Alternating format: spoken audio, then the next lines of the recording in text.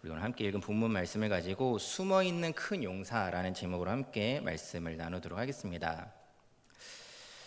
우리가 함께 읽은 이 사사기 본문은 이스라엘 백성이 가나안 땅에 정착해가는 이야기를 담고 있습니다. 이 사사기에는 한 가지 일정한 형식이 존재를 합니다. 어떤 한 가지의 패턴, 구조라고도 할 수 있겠는데 화면을 잠깐 한번 보여주시겠습니까? 이제 백성의 배역으로 인한 죄가 시작되고요. 그리고 그 배역으로 인해 하나님께서 이방 나라를 통해 그들을 심판하십니다. 이방 나라의 압제가 진행이 됩니다.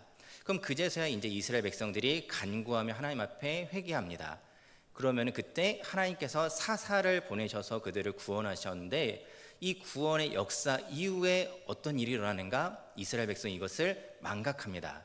그리고 다시 죄를 범하고 또 압제를 당하고 간구하고 회개했다가 다시 구원받았다가 또 잊어버리는 이런 어떤 반복들이 계속해서 드러나고 있는 것을 볼 수 있게 됩니다. 그런데 이러한 어떤 순환의 반복이 마치 표현하자면은 점점 돌면서 위로 올라가는 어떤 상승의 모습이 전혀 아닙니다. 어찌 보면 이런 과정을 겪다 보면은 그 민족이 역사적으로 연단받고 하나님 앞에 더욱더 성장한 모습으로 나아가야 할 것처럼 우리가 생각될 수도 있겠지만은 오히려 이것이 반복될수록 아래로 향하는, 오히려 점점 더 깊이 타락해가는 이스라엘의 모습을 보게 됩니다. 오늘 본문에 해당하는 사사기 6장도 이렇게 시작을 합니다. 사사기 6장 1절 말씀을 보면은 이렇게 기록하고 있습니다. 이스라엘 자손이 또 여호와의 목전에 악을 행하였으므로 여호와께서 7년 동안 그들을 미디안의 손에 넘겨주시니라고 합니다. 우리가 신명기를 보면은 하나님께서 하신 약속이 있습니다. 그것은 무엇이냐면은 이스라엘 민족이 하나님께 순종하고 그 계명을 지키면 그들과 함께 하시고 승리를 주신다고 약속하셨습니다. 하지만 이스라엘은 불순종하고 그의 계명을 지키기보다는 가나안 부족과 동화하며 여호와를 멀리하는 모습을 보이게 됩니다. 우리가 1절에서 조금 전에 읽었을 때 이 또라는 단어가 있었습니다. 이스라엘 자손이 또 여호와의 목전에 악을 행하였다라고 합니다.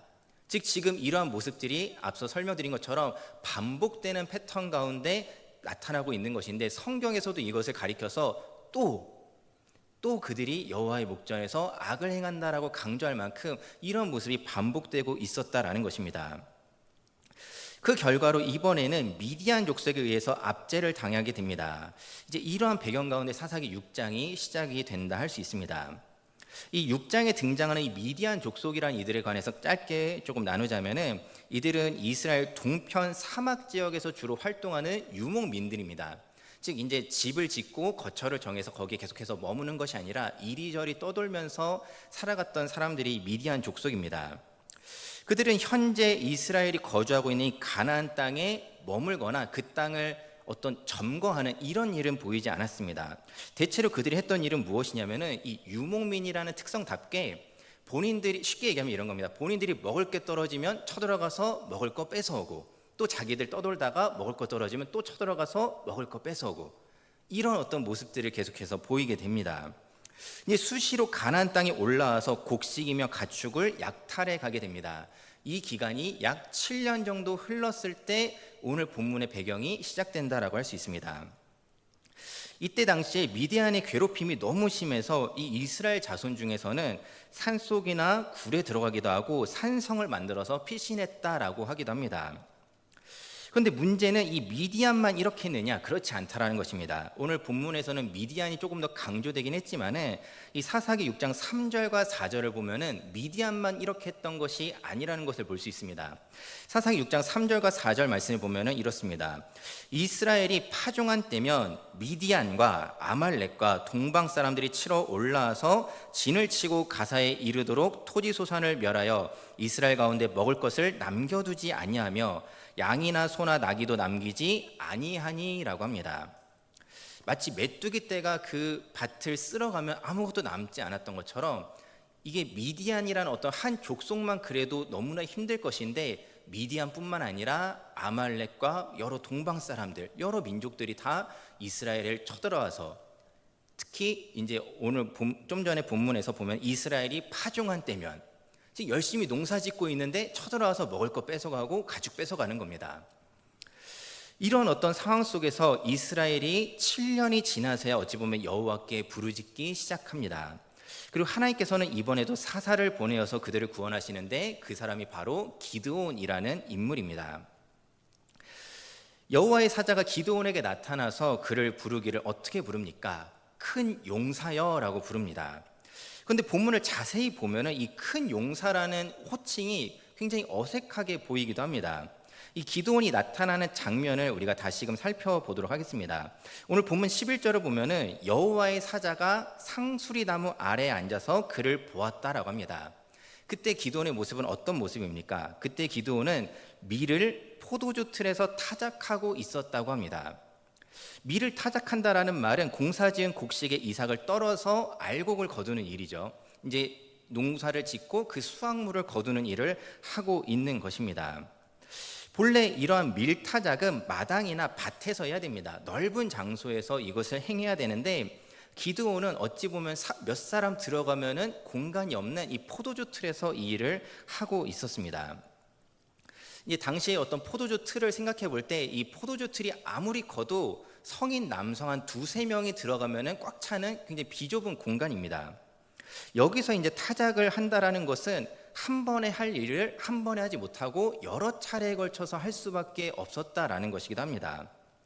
기드온이 이렇게 번거롭고 어렵게 밀타작을 했던 이유를 성경은 이렇게 말합니다. 미디안 사람에게 알리지 아니하려고 했다라고 말하고 있습니다.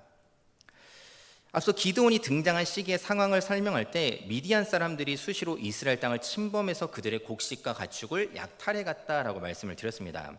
이 만일 넓은 장소에서 밀타작을 한다면은 어떻겠습니까? 언제 또 이 사람들이 쳐들어올지 모르는 상황에서 미디안을 비롯해서 여러 어떤 다른 민족들이 언제 쳐들어올지 모르는 상황에서 이 넓은 데서 다 펼쳐놓고 타작을 하면은 어떻게 될까요? 쉽게 도망갈 수가 없습니다. 그리고 이 곡식들도 너무나 쉽게 빼앗길 수밖에 없는 것이죠. 이러한 어떤 상황 속에서 기드온이 생각한 방법이 포도주 틀에서 몰래 숨어서 이제 조금씩 밀을 타작하면서 그 수확물을 거두는 것이 기드온이 당시 실행했던 방법이라는 것입니다. 한번 우리가 상상력을 좀 발휘해 봤으면 좋겠습니다. 기드온이 우리 어떤 지금 배경과 기드온의 어떤 모습을 같이 나눠보았는데 기드온이 어떤 마음으로 수확을 하고 있었을까요? 보통 수확이라고 한다면 어떻습니까? 수확의 기쁨을 누리는 것이 일반적인 모습일 텐데 기드온이 그런 기쁨 충만한 상태로 이 수확을 하고 있었을까요? 밀타작을 하면서 올해도 너무 농사가 잘 됐어 기쁜 마음으로 하고 있었을까요?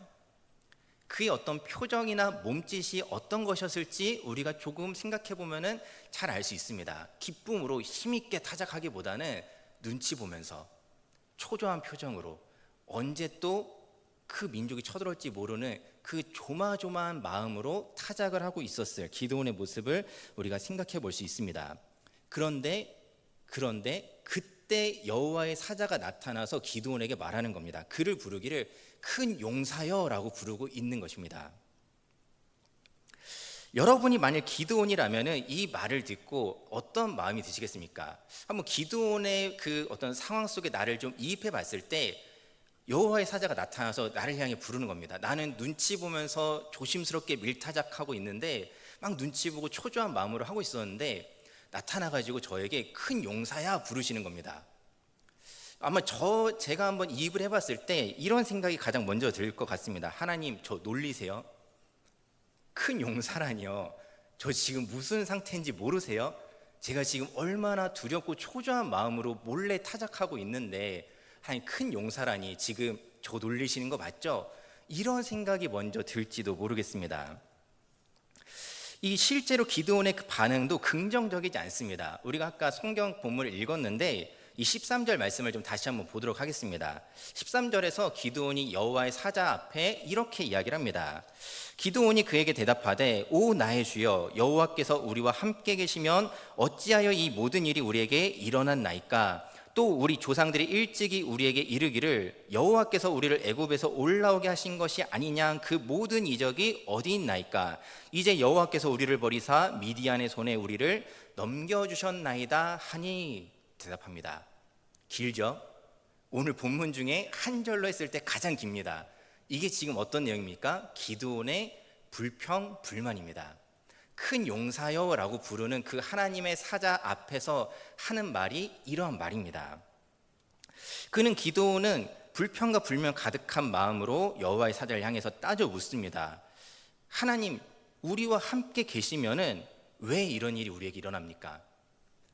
여호와의 사자가 어떤 이야기를 했습니까? 큰 용사여, 내가 너와 함께한다 라고 말씀하셨는데, 기드온의 불만은 이건 겁니다. 하나님 함께 계셨으면은 왜 우리는 지금 이러한 어려움을 겪어야 합니까? 라는 질문을 던지고 있습니다.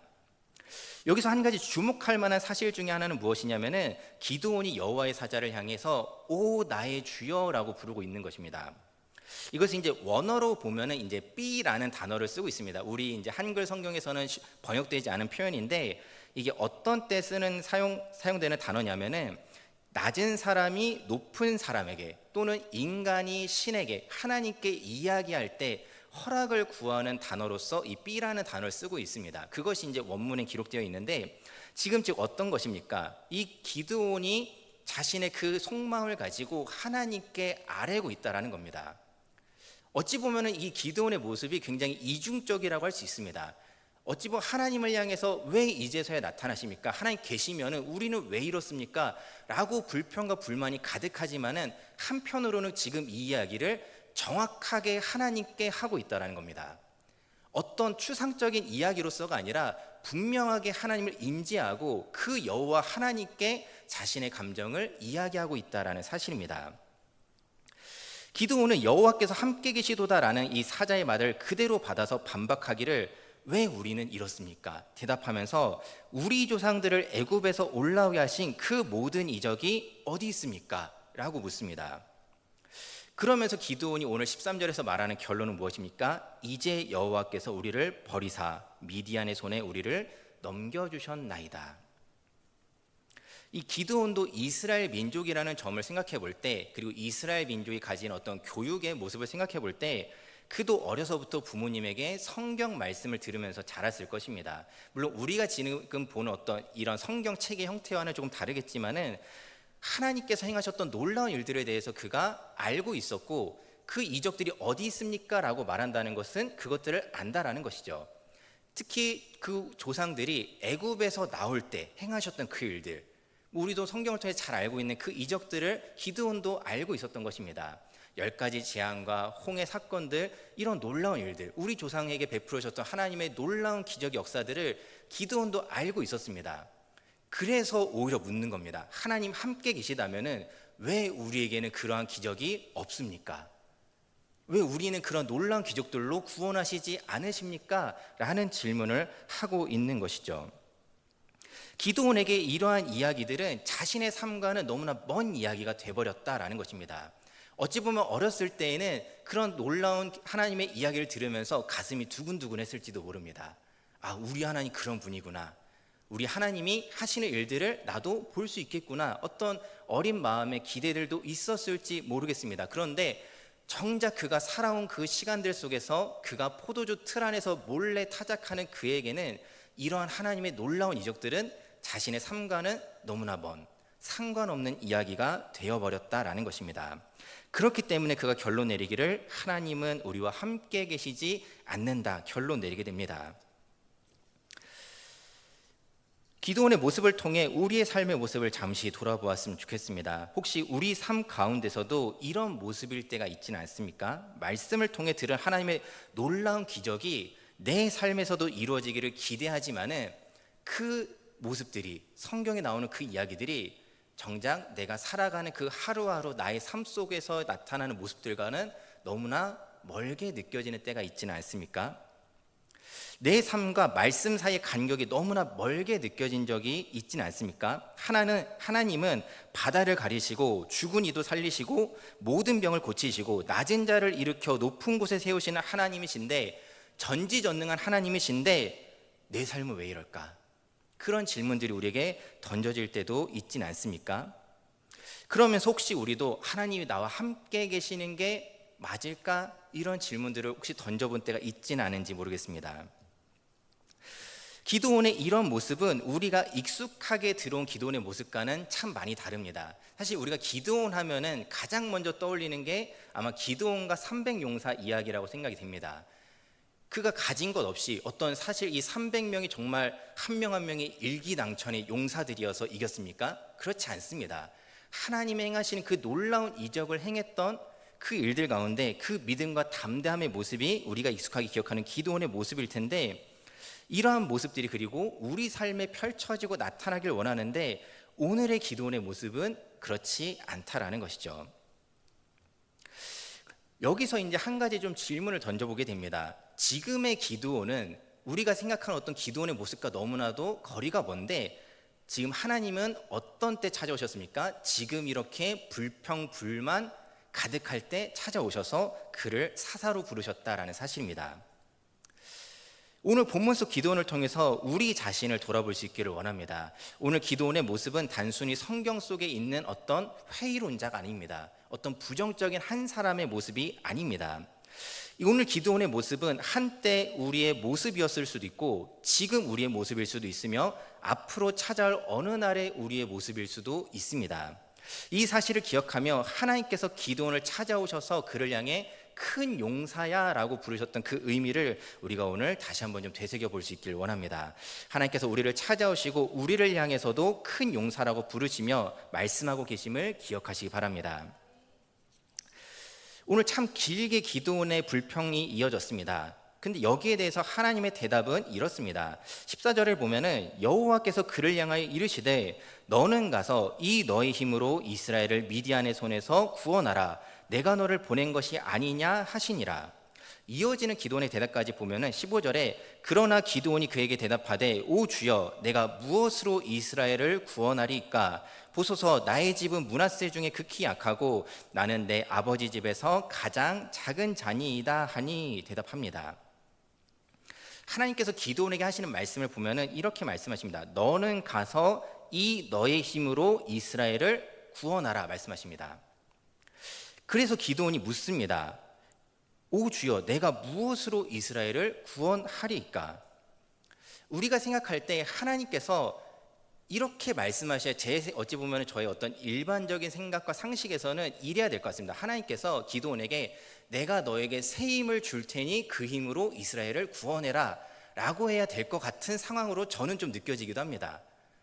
그가 지금 어떤 모습이었는지 우리가 다시 한번 좀 떠올려 봤을 때 내가 이제 너에게 새 힘과 새 능력을 줄 테니 너는 이제 그것으로 너희 민족들을 구원해라 말씀하셔야 될 것 같은데, 하나님께서 말씀하신 내용을 다시 보면은 너는 가서 이 너의 힘으로, 이걸 좀 다르게 번역하면은 너에게 있는 그 힘을 가지고 가라라고 말씀하십니다. 자, 기드온이 힘이 없어서 어찌 보면은 표현하자면 힘이 없어서 포도주 틀에서 몰래 숨어서 밀타작하고 있지 않았습니까? 그에게 능력이 없어서 기드온이 생각하기에 나는 힘이 없고 능력이 없는 사람이기 때문에 그렇게 몰래 숨어서 밀타작하고 있었는데 하나님 말씀하십니다. 너의 힘으로, 지금 네가 가지고 있는 그 힘으로 네가 가서 민족을 구원할 거야 말씀하시는 것입니다. 그래서 또 불평이 나오는 것입니다. 하나님 저에게 힘이라뇨. 그러면서 자기소개를 어떻게 합니까? 우리 집은 므낫세 중에서도 가장 작고 저는 거기서도 제일 작은 사람입니다. 저에게 무슨 힘과 능력이 있습니까 하나님? 저보 도대체 어쩌라는 건가요? 이런 어떤 반응이 나타나고 있는 것입니다. 이에 대한 하나님의 답이 이렇습니다. 우리 16절 말씀은 다 함께 읽어보도록 하겠습니다. 같이 읽겠습니다. 시작. 여호와께서 그에게 이르시되 내가 반드시 너와 함께하리니 네가 미디안 사람 치기를 한 사람을 치듯 하리라 하시니라. 아멘. 기드온이 하나님께 묻습니다. 제가 그 일을 어떻게 감당합니까? 저에게 힘이 어디 있습니까? 저에게 능력이 어디 있습니까? 거기에 대해서 하나님 대답하신 것은 무엇입니까? 내가 반드시 너와 함께한다. 내가 반드시 너와 함께한다. 이것이 하나님의 대답입니다. 하나님께서 말씀하시는 기드온의 힘은 다른 것이 아닙니다. 마치 삼손처럼 괴력이 솟아난다던가 어떤 솔로몬처럼 하나님이 주시는 그 지혜가 충만해서 그런 어떤 힘과 능력을 이야기하는 것이 아닙니다. 오늘 하나님이 기드온에게 말씀하시는 힘은 무엇입니까? 그것은 내가 반드시 너와 함께한다라는 하나님의 임재와 역사가 기드온의 힘이라는 사실을 기억하시기 바랍니다. 그 힘은 하나님의 함께하심이라는 것입니다. 어느 날 내가 갑자기 머리가 똑똑해지고 막 큰 어떤 짐도 무거운 물건도 옮길 수 있는 그런 힘이 생기는 것이 하나님이 주시는 힘이 아니라 하나님이 우리와 함께하심이 곧 우리의 힘이요 능력이라는 사실을 기억하시기 바랍니다. 하나님께서 이 사실에 관해 기드온에게 너의 그 힘이라고 말씀하시고 있는 것입니다. 이 말씀은 곧 하나님께서 내가 너와 함께 할 거야 라고 말씀하시는 그 가운데서는 너가 이미 가지고 있던 힘이라고 말씀하신다는 사실을 우리가 기억해 볼 때 이 힘은 결국 어떤 이야기입니까? 내가 지금부터 너와 함께 할 거여서 너에게 힘이 있을 거야 라는 얘기가 아닙니다. 이미 너에게 있던 힘, 그것은 이미 하나님께서 이미 너와 함께하고 있었다라는 이야기를 하고 계시는 것입니다. 하나님께서 이미 함께 하셨기 때문에 그 힘을 가지고 하나님께서 함께 하심으로 말미암아 기드온은 하나님의 사역을 감당해 가야 했던 것입니다.